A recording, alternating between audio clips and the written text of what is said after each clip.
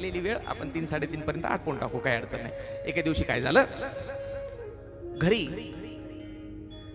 लाडू, करंज्या, चकल्या, पापड्या असं बरेचसे मिष्टान्न भोजन बनवायला चालू केलं यशोदा आईनं. सगळ्या गल्लीमध्ये वासच वास तेलाचा.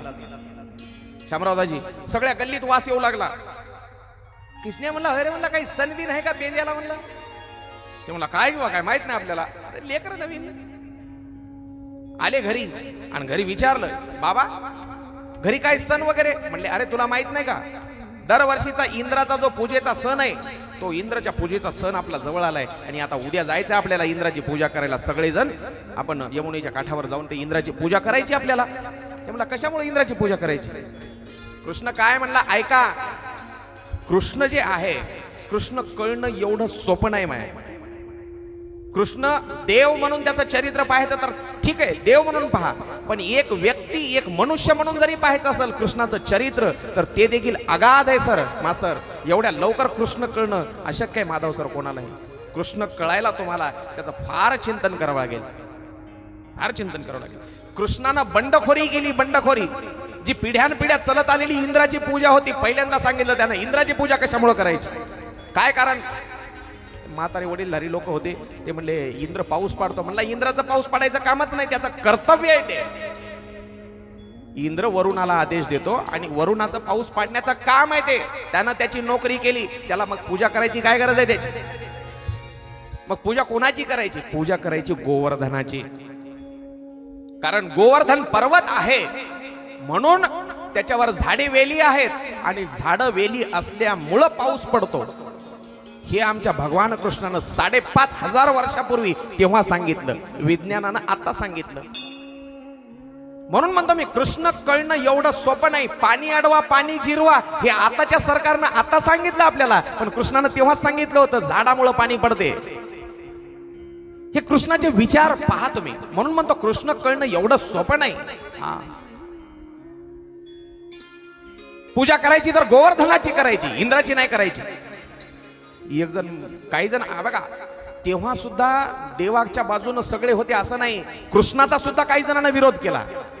म्हणले नंदबाबा, पोराच्या काल परवाचा पोरग आहे, याच्या नादी लागून तुम्ही आपल्या कार्यक्रमाचा खेळ खंडोबा करसाल बरं काय.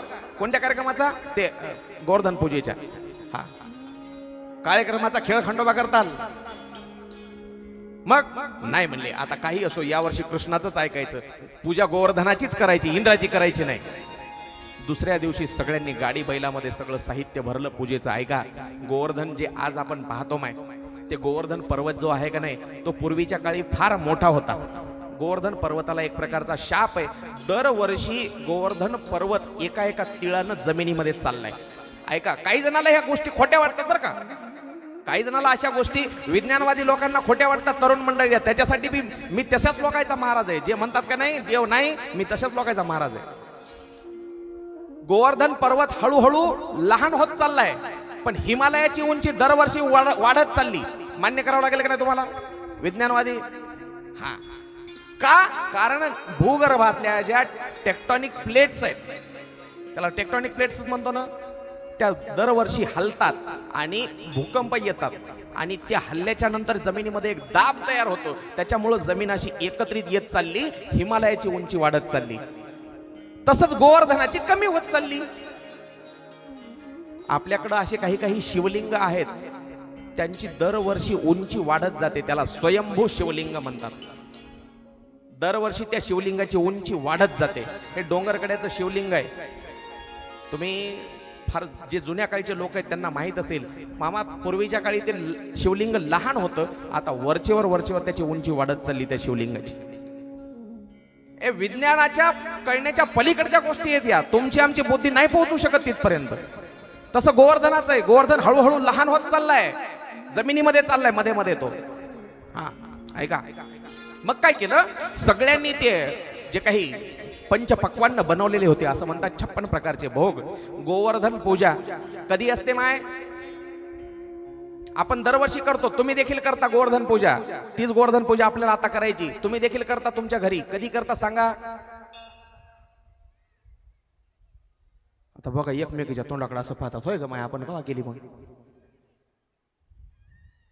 आपले सण आपल्याला आपली संस्कृती माहित नाही माय. ऐका, दिवाळीमध्ये तुम्ही ते जे गाय वासर वाडा वगैरे करता का नाही?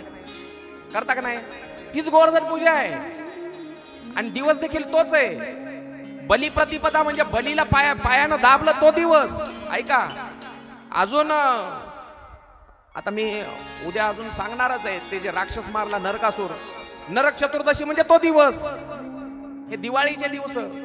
अजून त्यात मध्ये भर पडली त्रेतायुगापासून आहे दिवाळी. तेव्हापासून एक एक दिवस त्याच्यामध्ये रामाच्या चरित्राशी संबंध आहे, कृष्णाच्या चरित्राशी सुद्धा दिवाळीचा संबंध आहे. ऐका, सगळ्यांनी गाडी बैलामध्ये ते साहित्य भरलं पूजेचं आणि गेले गोवर्धनाची पूजा करायला गेले. त्या ठिकाणी गोवर्धनाची पूजा चालू झाली. पण जेव्हा बातमी कळाली इंद्राला, माझी पूजा न करता यावर्षी गोकुळातल्या लोकांनी, नंदबाबांनी गोवर्धनाची पूजा केली, राग आला. वरुणाला बोलावलं, वरुण देव जा तुम्ही. आणि गोकुळावर एवढा पाऊस पाडा, सगळं गोकुळ वाहून गेलं पाहिजे. मुसळासारख्या धारा पडायला लागल्या, मुसळासारख्या. पूर्वीच्या काळी ऐका ऐका ऐका, जेव्हा 7-8 वर्षापूर्वी जेव्हा मी असं कथा सांगायला गेलो ना, मुसळासारख्या धारा पडू लागल्या. लोकांना खोटं वाटायचं, मुसळासारख्या धारा कुठं आकाशातून पडतात का?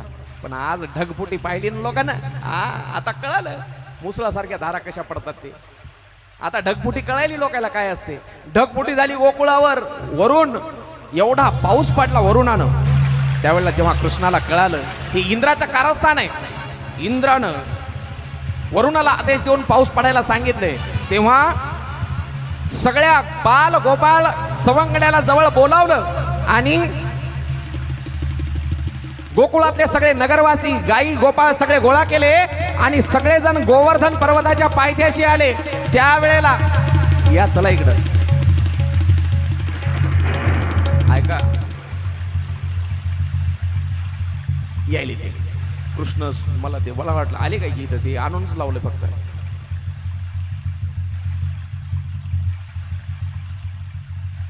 इंद्राला बातमी कळाली, माझी पूजा न करता कोणाची पूजा करायला? गोवर्धनाची. मग त्याचा बदला घ्यायचा. पण गोवर्धनाचीच पूजा योग्य होती ना. पाऊस पाडणं इंद्राचं काम आहे, पण ढगांना अडवण्याचं काम झाडं वेली करतात. झाडं वेलीचं महत्व कृष्णाने तेव्हा सांगितलं, तुकोबारायांनी सुद्धा सांगितलं. पाऊस कसा पडतो?